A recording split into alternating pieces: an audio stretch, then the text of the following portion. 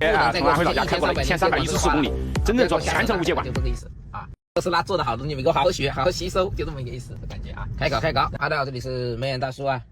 又是小德特带我们去上班的一天啊。然后呢，我们昨天我在小号啊，蒙脸大叔这个小号啊，就叫蒙脸大叔啊，讲了这个工信部召集19家车企加上华为啊，做了一个关于他们当时那个 OTA 收紧要求你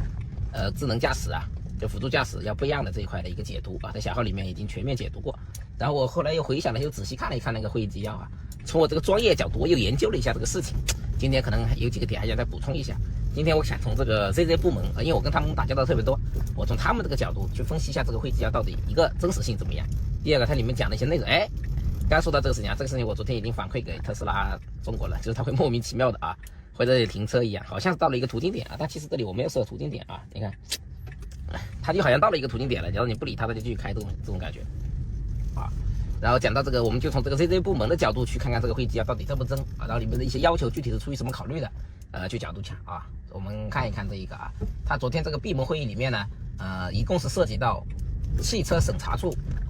然后装备中心啊，还有一个是整改项啊，这个是整改项，就它不同的部门呢有不同的发言啊，有不同的发言。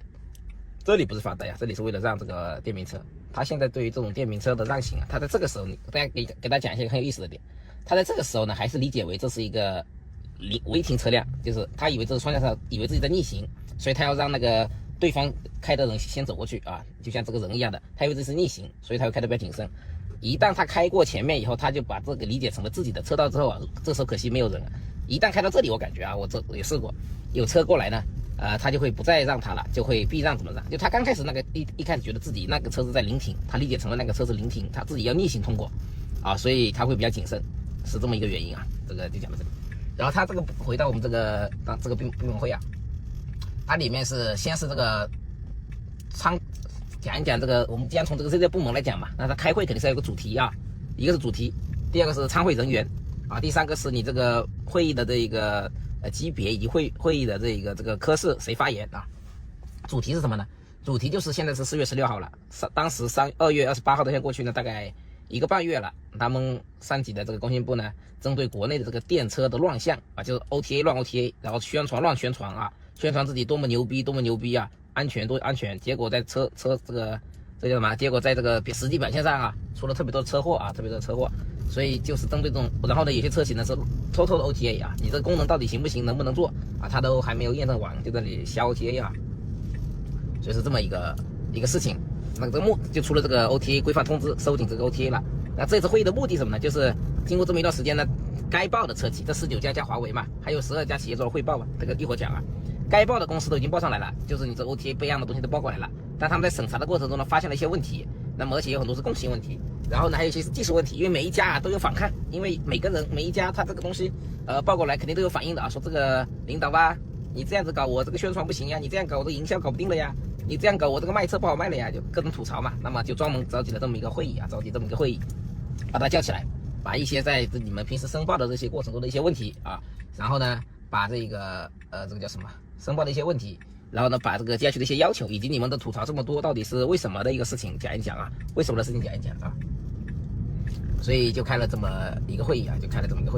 那么这个会议里面啊，我们讲过这个会议目的了啊，就是为了统一一下思想，你们哪里没报对，哪里没报错啊，让你们很多吐槽私下吐槽我们会上讲啊，我们怎么去解决接下去我要解决的问题，前面我讲过了，就是你们别再给我乱吹牛逼了，安全为主啊，安全生产为主啊，这就是这个会议的目的。然后第二个呢，就参考的人员啊，就是工信部的啊，我看了一下，好像只有工信部的部门，没有其他单位，应该就是工信部自己召集的。里面的，这个电瓶车哈，然后在里面呢，第一个汽车审查处以及装备中心是他们的主要的科室。第二个是这个19家车企加1家华为，因为华为是这个自家这个做的，像我们他这些好像都没有机会参加吧，地平线、浩博那个宇荣这些都没有嘛啊，因为他们不是车企，只加华为，那说明是不是只有华为是这个供应商方的代表呢？啊，这个不是特别清楚，这个到时候这个因为没有具体公布啊，然后其中有12家企业是做了汇报的，那这12家企业应该是有比较代表性的一些企业啊。首先，这会议的里面披露的第一个就是装备中心，装备中心是他们的一个科室吧，应该是，我感觉应该是，因为这个装备中心在我们这个地方这个经信部门是没有这种科室的，所以这个职能我不是特别了解。专备证据说的第一个就是不允许公测，这是他说的啊。你如果都要走这个公告啊，走公告，要明确这个充分验证，不能拿用户去做测，这是他讲的这个核心要求啊。要求我要讲的就是专备证讲的，这是他的要求啊。第二个，然后呢有一个会议是关于事故事件上报的一个分析会，估计是啊。然后呢项目组的一个会议，说大家可以这个盘听啊，可以盘听。第三个就是 L2 标准中会考虑和规定视同条件啊，就是 L2 标准里面会考虑这个东西。这个东西其实我还没具体研究清楚啊，有知道的朋友可以去讲一讲。L2 标准中会考虑和规定视同条件，它是举的是什么例子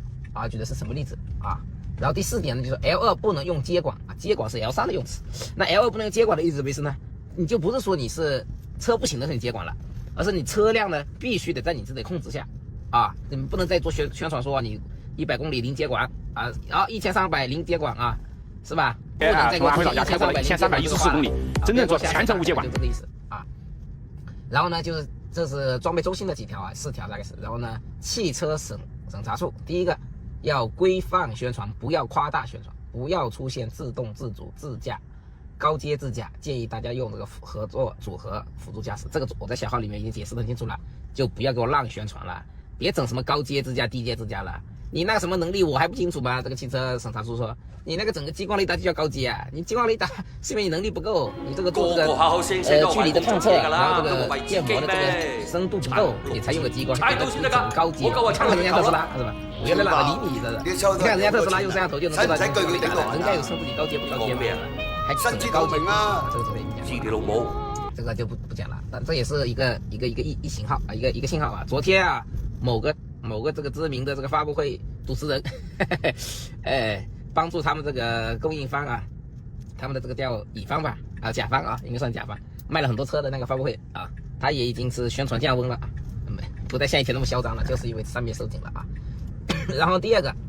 批评只填参数不进行验证材料申报的申请，这什么意思呢？就是我前面讲那个申请的时候要你填那些资料嘛，结果很多车企可能只填了参数。你这个都没有这个验证材料都不发上来，就是这个什么意思呢？就是我叫你报材料啊，叫你公司卖车，你报的材料都是啊糊弄谁呢？他说你批评了这个事情啊，叫大家抓紧报啊。所以说有些车企肯定是还没符合这个审批通过的这个验证的这个要求了啊，这个肯定不包括特斯拉啊。然后还有个呢，也讲到了通知的这个目的是降低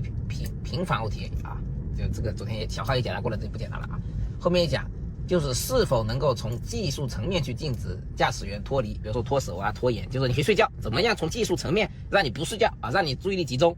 这个呢，肯定是之前在这个实行的过程中，很多人打小报告啊，说哎，我这个怎么样啊？他这个就说你们能不能从技术层面给我脱离啊？能不能实现啊？大家讨论一下，就这个意思，不可以不再这么松了。然后呢，也不可以把这个躺平了，座椅躺平了，不行啊。然后呢，如果一旦脱离了，警告你了。一定要求要有惩罚措施，像特斯拉一样啊，5次你不管他视野脱离是脱手怎么不管之后，5次他就直接禁用1个星期啊，让你好好长教训。所以就这个东西要有啊，这个一定要有，这个也放进去了啊，这个是有放进去的啊，是有放进去的。所以这个公告呢，我感觉这次会议记录啊，它就是我感觉啊，就是盯着特斯拉来的啊，就是特斯拉做的好东西，你们给我好好学，好好吸收，就这么一个意思的感觉啊。然后呢，下面还讲到了这个审查的时候的共性问题。哎，这里又发疯了啊！这点不要跟特斯拉学啊，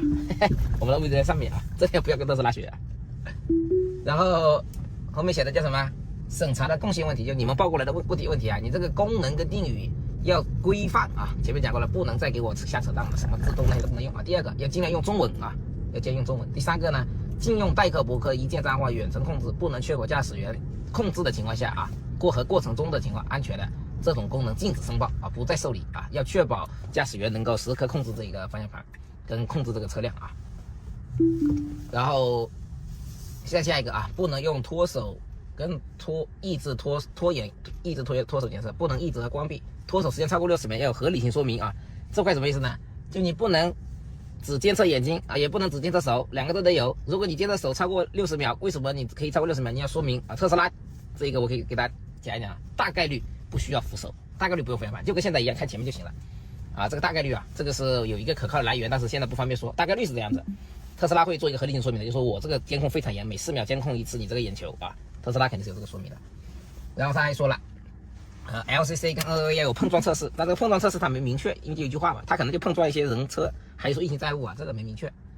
然后测试报告呢有明确了一下，法正度、可行度呢要评价一下，然后呢要密切关注监管的动向，参与相关公开研究啊，就说你们不能再不听我讲了，不听我讲我就弄你了，就这个意思啊。新产品要预留好充足的时间啊，就是你这个产品上不上市，好好给我弄好，不要瞎扯淡啊，半年出一款，1月一更新，行不行吧？啊，就大概这个意思啊 ，OTA 这一块啊，所以这个是共性的一些问题，这个是装备，这个是叫